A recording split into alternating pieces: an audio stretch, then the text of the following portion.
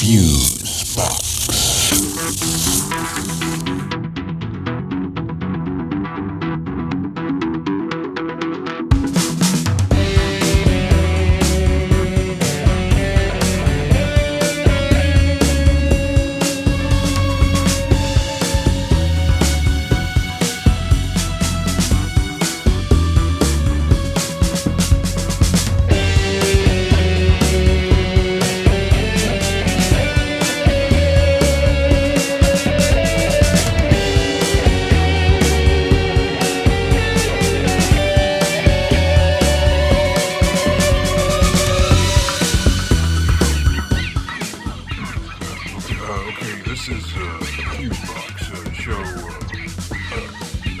Number 24. And you are running on empty. Hey. And I thank you. The emotionally stunted Milt Canes, everybody. What the hell is all that racket? Yeah, sorry. I gotta take the little guys to the vet today, so thought I'd just bring them in here while we did the show. But, The little guys? I think you're scaring me now. Oh, sorry. I thought you knew about them. Yeah, they're fallopian racing hamsters. Had them for a little while now. They're due for some shots and stuff, so Wait, what? I thought you couldn't abide that crazy wildlife stuff. Although, come to think of it, you do seem a wee fond of that exotic pet monthly magazine I have out in the foyer. Is this... They're just so damn cute. An endless funnel of awe and mystery. Mr. Milt Canes, everybody. Oh, my God. So, welcome, one and all, to Fusebox number 24. I'm your authentically regenerated host, Marc Rose, and we have some interesting topics to gnaw on this time. A new Twisted Epiphanies written by Jodi Lorimer entitled Grandmother. A spotlight on film segment where we'll chat about a relatively new documentary called I Dream of Wires. But first, A Tale of Woe. Were they out of Pez at the 7-Eleven? Oh, if it were only so. No.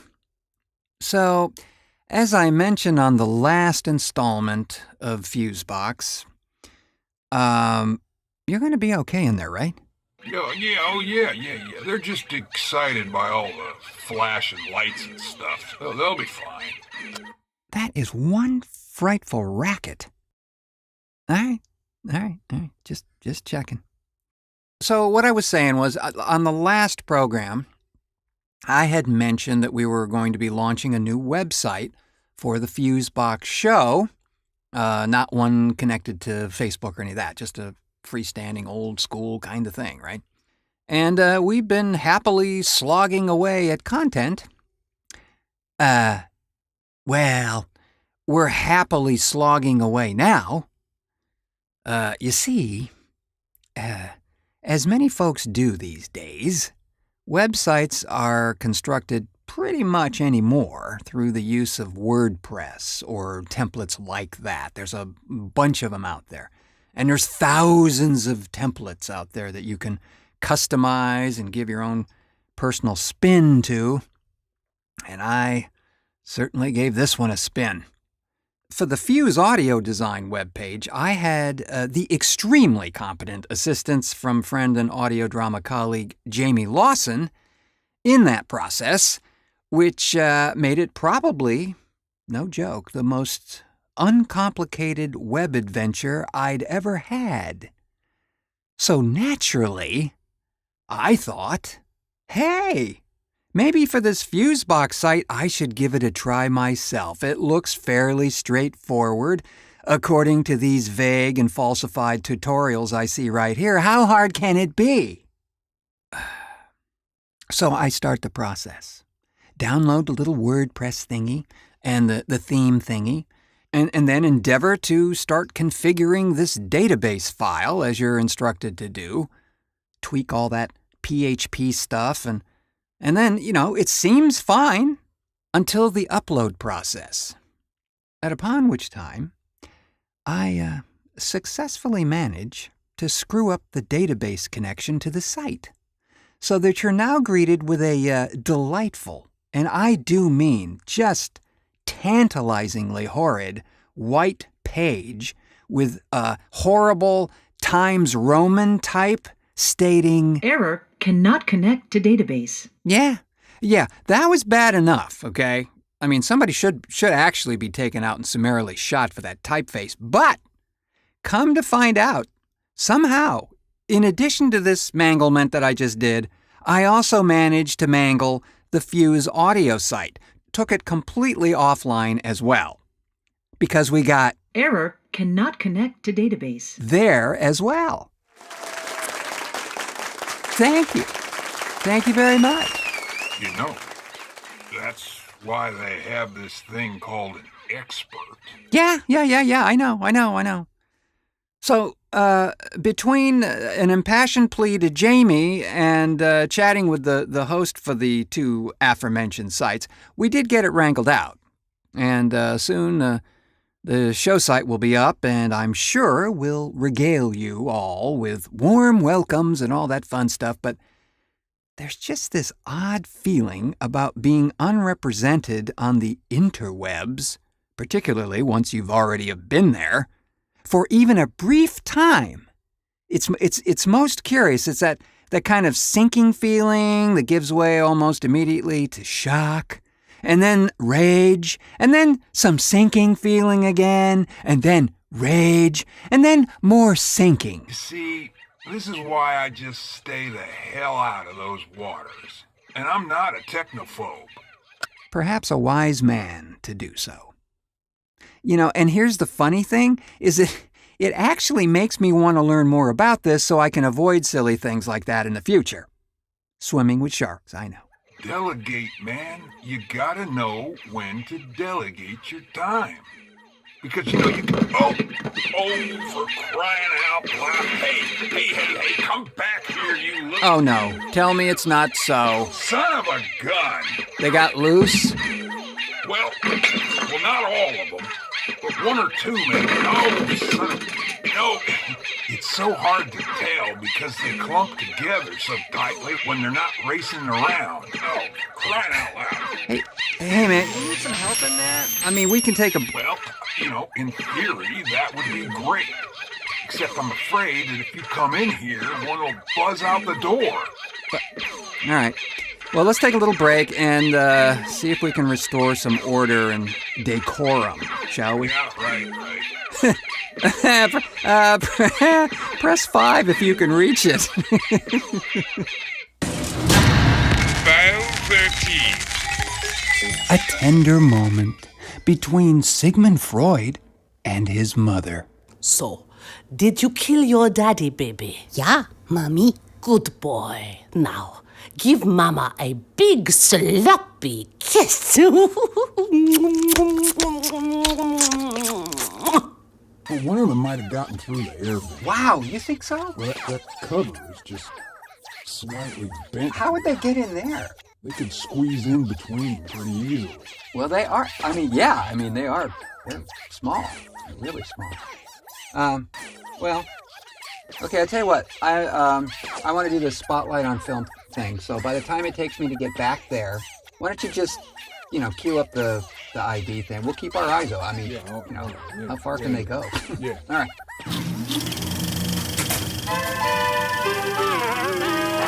Spotlight on film.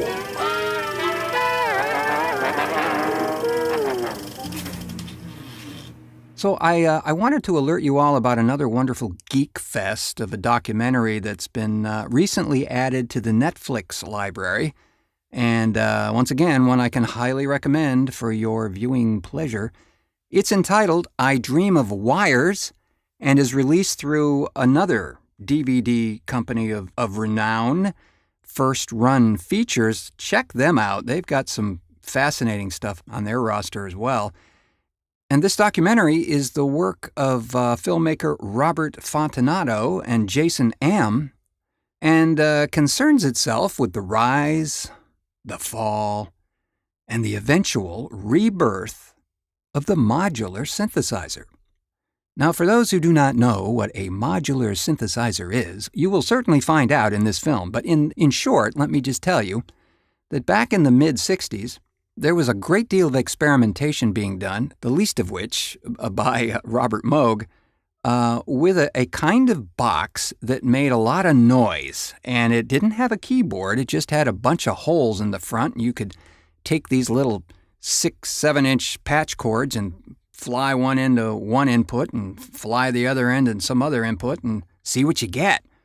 And it had a massive array of knobs and switches and all sorts of things. And these things were big. They really were. They were good size. The Moog modular was heavy, and probably if you got it fully decked out, somewhere between 5 and 5.5 feet high. This thing was really big. So when I was growing up, I had the good fortune of knowing a couple of people who had a piano and organ store in California, and at this particular time, they had in their possession, in the back room, an ARP 2600, which was ARP's version of the Moog modular. This, too, was ginormous, but it had a keyboard, which was kind of cool. But the other thing that was kind of cool about it was that it had knobs and stuff, but it also had these neat little slider thingies and an arpeggiator. You could take a series of notes and cause it to kind of play up and down and backwards and all kinds of weird things. No one had really done that in this way prior to ARP. And this keyboard became mythical, as I say. It was used extensively on the Who's Next album, among other things. Pink Floyd's used, everybody's used this thing. It's ubiquitous at one point there. But it was extremely expensive, again, and heavy. And but again, very important, it had this smell. And I can't tell you, something about the vinyl they used on the sides of this thing, I don't know what it was, or maybe it was just the little ribbon control-y thing that they had on top of the keyboard. I don't know what it was, but it had a very unique odor. I convinced these folks to let me just sit in the back room there, got a pair of headphones, and just sat around there and twiddled knobs all day, and I was just as happy as a clam. Some would say you still do that. Yes, they would, and they'd be right. But like I say, these devices were, they were the cutting-edge technology at the time. And as time went on, Bob Moog decided that he was going to figure out a way to simplify this and make it more affordable to the working musician, because honestly, the only people that could afford boxes like this were the Keith Emersons and the Pink Floyds and all that. But the other thing was, and this was kind of important and can be demonstrated, it had this odd proclivity, most of them did, that when the circuits got hot in these things, the oscillator would drift. Now, it might drift sharp or it might drift flat. But whatever it did, it would drift off your original note, which would cause it to be detuned in probably a much less than delightful fashion. And if you want to hear an example of this, this is on YouTube, I'm sure. Go listen to the full cut of a track by Herbie Hancock called Chameleon. It's on the Headhunters album. And Herbie's using I think he's using a Moog of some kind, but he's in the midst of a solo there, and it's a very nice solo. And he's in the midst of it, and all of a sudden, you hear it. It starts to drift. It drifts sharp, actually, and then really drifts sharp. And then they make an edit. And they pick up the track, in a vamp section, which is probably a logical thing to do because back in the day, you got everybody pumping, you're in the same room, you're all, getting the vibe going, and you're not going to go back and, fix that. So, because first of all, once those oscillators drift, it would take you a while to get it back. It would have to, it would literally have to cool down to get back to where it was. Or you would have to overcompensate for where it was positioned to get it back to that state. And then, of course, it would drift the other way. So there's all that. Very organic. But a very interesting example of that, as this film points out through time, after Moog designed ways to produce this device a little more cost-effectively, then everybody got into the act with it. And shortly thereafter, a huge public distaste for all things synth happened. heralded by this thing called the punk movement, where the guitar bands kind of took over, and that was that. And so all this synth stuff kind of went away for a while, and certainly the modular stuff just kind of evaporated, because there were only a handful of people making these things in the first place. As the film brings out here, I think it was probably about 20 years ago that a resurgence in modular synthesis started happening again. Why? Well, people were getting really tired of presets. And they really weren't wanting to spend the energy to get in there and program things because it's not that hands-on these days. It's, it's like your phone. You're going through menus to go find things, to adjust something. It's not too much fun. There is something tactile about having it right there in front of you where you can make an adjustment and see what it does immediately.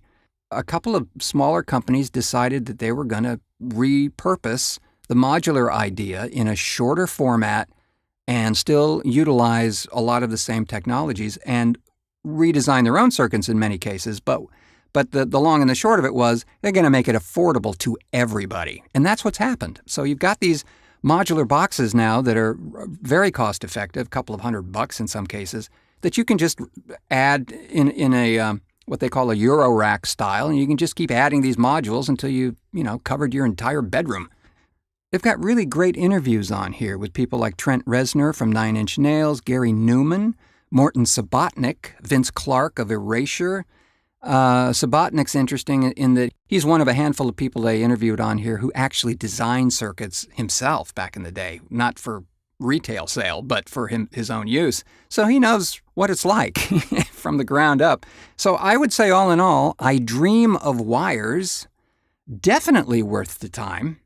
And it's on Netflix right now. It's also available from First Run Features. And I would... Holy mackerel! What is... Whoa! Oh, for Christ! Whoa! Gee! Okay! Okay! Let me, hey, can you punch me? You okay in there? Yeah! Let me get up. Whoa! I kind of wondered if he'd run that way, but... Wow! Man, those things are fast! I'll run around back, make sure they don't squeak out a drain or something. Oh, my God. You could put an eye out with one of those. Know what I'm saying? Wow. So, let's see if we can get ourselves back on track here. Oh, my God. See, I thought I was the exotic animal guy. I guess I'm, I don't know. I've owned a lot of weird things, but those are weird. I gotta tell you. Those are weird.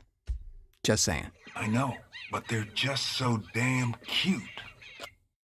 So, as is the way on these programs, from time to time I like to present some spoken word selections that are in a collection we're amassing here called Twisted Epiphanies.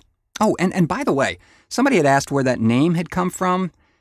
It was actually suggested by Gerald McQueen, who is a frequent creative collaborator on these programs in a variety of ways. And he was doing this series called Torque, which is strictly prose. And I said, we got all these weird oddball things. I want to put them all together as something, but I don't know what. And he suggested Twisted Epiphanies, and of course that's kind of where we're going from here. And here's one now. This little gem, crafted by the wonderfully quirky and always surprising mind of Jodi Lorimer. Jodi also reads this piece, entitled Grandmother. She sat quietly, stroking the long, stiff hairs on her legs. It soothed her, this petting, while she waited for the animal. It wouldn't be long now. From here, she could see the flickerings of goings-on below, faint sounds, a flash of movement, the buzzing of familiar voices, rising and falling in an ancient cadence. And then, the sound of the new ones, drifting up and over like the frothy, sparkling foam of bubbles, riding over deep, churning water. They don't know our ways. How could they? They were delicate with a language that chirped and sang. They were restless and flitted from here to there as if constantly afraid of being caught. They had flitted here, to her ancient home, probably to avoid being caught by something, but she couldn't understand what. The new ones gestured and waved and twittered and fluttered, but it made no sense to her. At first, they thought the new ones were beautiful in a translucent sort of way, filmy and light. Soon enough, they began to seem breakable, dry twigs and weightless leaves carried by the breeze on a whim. She didn't like them, and it seemed they didn't like her, or the rest of her tribe. She thought they might be afraid because they judged them. They didn't know their ways. How could they? The time had come around to collect a new living place above the old, and continue. They had all felt the light ancestors above resonate with the deep ground lines, drawing them, as it always did, to this place at this time. There could be no thought of not being here. It was ever so. It was simply the order of things. Yet after we had collected, and when we began to dig, to uncover the old living places, to bring the grandmothers up from the den of deep energy, as they must, to inhabit the new living place, and radiate to the living, the new ones suddenly flew to a far corner and twittered nervously, waving their arms and fluttering. They were afraid of our slow and ancient ways, emerging from the chthonic world, ways tied to the subterranean from the beginning, dwelling in darkness to absorb the deep rhythms that throbbed in us. We emerge when we must, as now. We are not at home in the bright air as they are. They don't understand our ways. How could they? Fragile little flittery things. A rumbling began within her. The animal, she could feel it. She had lived 2 other lives in 2 other forms, and this would be her 3rd form and her 3rd life. She would be a grandmother. At last, she arched forward, bending almost in half. Her breath shuddered, ripples quaked to her furthest extremities. She heaved very slowly, once, twice, and her back split open to reveal the soft, silvery carapace unfolding that, once revealed, would harden and endure. Then she would return to the new living place, a new, pregnant, and hungry creature.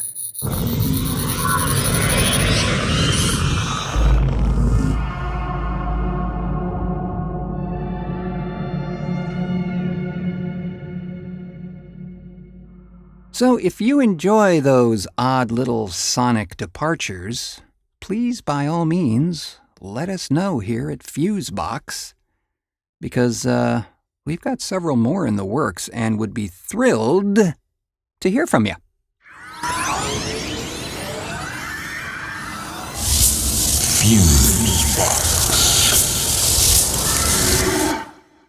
So, judging by the old fallopian racing hamster on the wall, it's time for us to bid you adieu, and hopefully we'll find the remaining critters.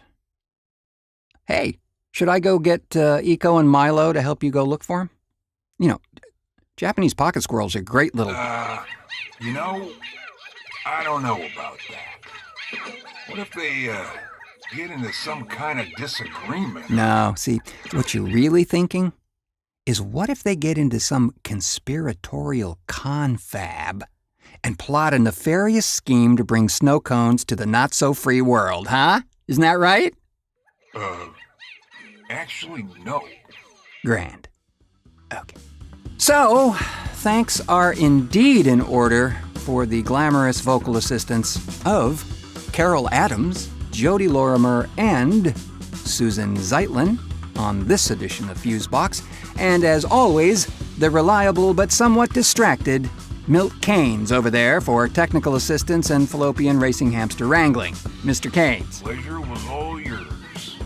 I have been your somewhat molting host, Marc Rose, reminding you to check out the Fusebox store where all manner of otherworldly delights await you.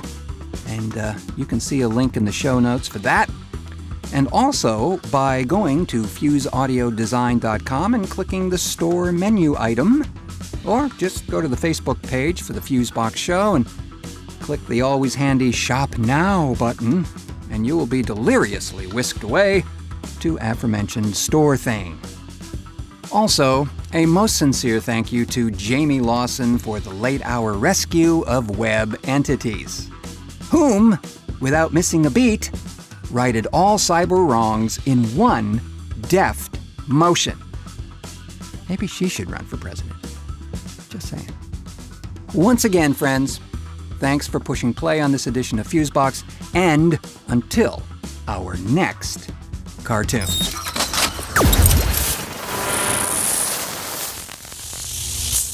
Fusebox.